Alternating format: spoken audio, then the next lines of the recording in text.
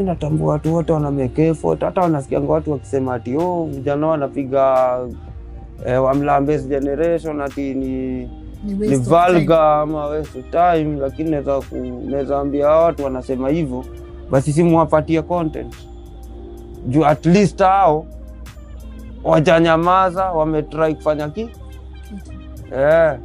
badala ya mtu ajikalie hivi hakuna kitu anadu, lakini ni complainer tu.